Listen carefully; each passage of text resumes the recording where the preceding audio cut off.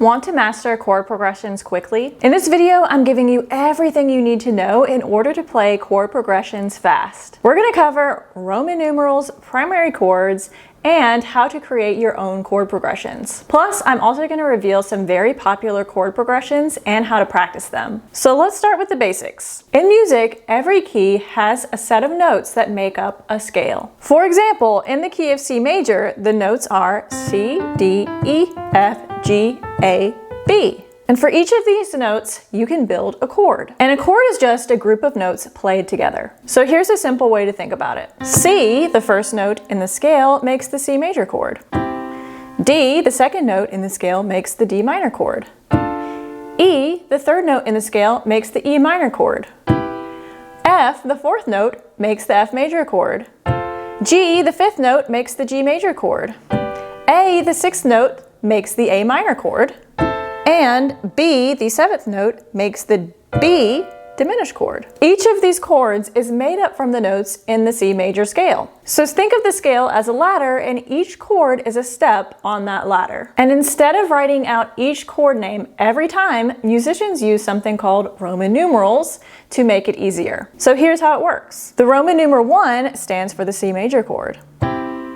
2 stands for the D minor chord, and it's lowercase because it's minor. Then we've got 3, it stands for the E minor chord. 4 stands for the F major chord. 5 stands for the G major chord. 6 stands for the A minor chord. And 7, lowercase with a little circle like that, stands for B diminished. So that little circle means that it is diminished. This system helps musicians communicate which chords to play no matter what key you're in. So if you know the Roman numeral system, you can play these chord progressions in any key, whether that's C major, G major, or something else. If you would like a deeper dive on Roman numerals, you can watch this video. Now that you understand the basics of Roman numerals, let's talk about primary chords. Primary chords are the essential foundation of chord progressions. In any key, there are 3 primary chords. These chords are the 1 chord. In the key of C major, this is the C major chord. It gives a sense of rest and completion. The next primary chord is the 4 chord. This chord provides a sense of movement away from the 1 chord. In the key of C major, this is the F major chord. It prepares the listener for a return to the 1. And the third primary chord is the 5 chord. This chord creates tension and a strong pullback to the 1 chord. In the key of C major, this is the G major chord. It's the chord that makes you want to resolve back to the 1 chord for a satisfying end. So for example, in the key of C major, again, it sounds like this. C major chord. If I go to 5, it's going to sound really nice when I go back to 1. So why are these primary chords so important? It is because it creates that tension and release between the chords. So in any song you listen to, these primary chords are always in them, and they're always used this way because we want to keep resolving chords. That is why we like songs, because they keep resolving over and over. One really popular chord progression only uses these primary chords.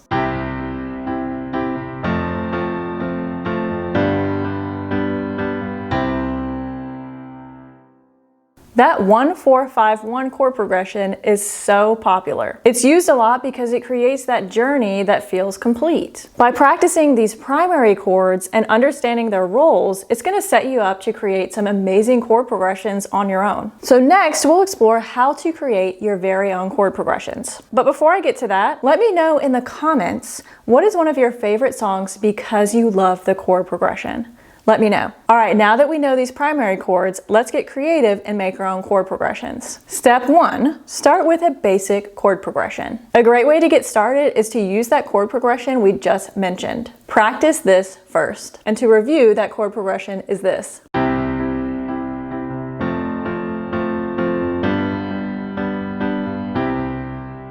This chord progression is simple, but it's great and it's used in many popular songs. All right, step 2 is to mix up the order. Once you're comfortable with the basic chord progression, try to change the order of the chords. For example, let's do 1-5-4-1 this time.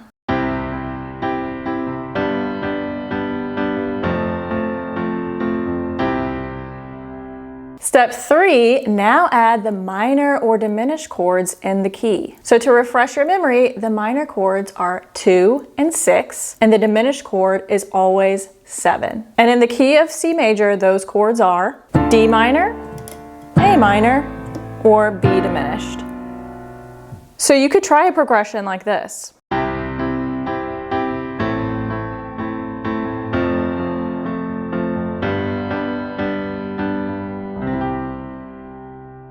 Adding these minor and diminished chords are going to create even more tension and release in your music and create a lot more emotion. Step number 4, experiment with rhythm. Don't forget that how you play the chords can really change the feel of your progression. Experiment with some different rhythms and see how that sounds. So here's a few examples.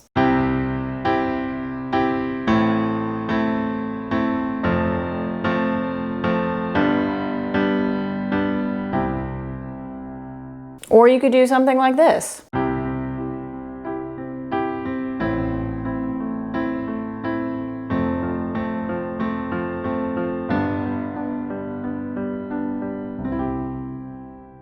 By mixing and matching these chords with different rhythms, you can create tons of different chord progressions. So to give you some inspiration, I'm going to go over 3 very popular chord progressions that you can practice today. The first one is the 1-5-6-4 chord progression. It is seriously probably the most common chord progression in all of music.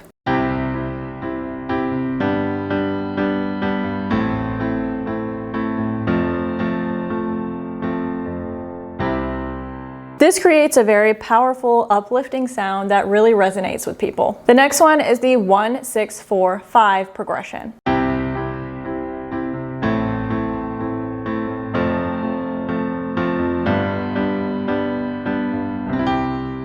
This is a really classic progression and it can be found in the song Stand By Me. And the third one that you can practice is really popular and it is 2-5-1.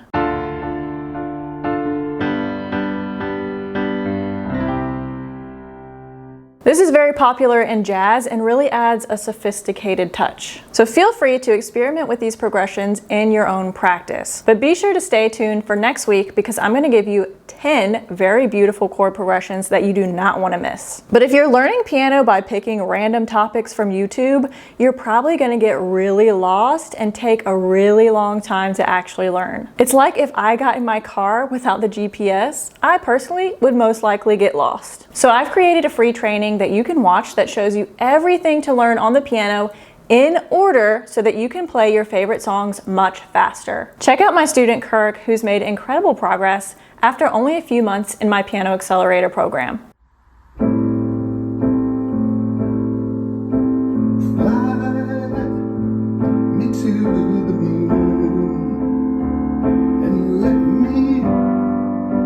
To see Kirk's full testimonial and to watch my free training, be sure to head to the links in the description below. And if this video helped you, be sure to like and subscribe, and I will see you next time.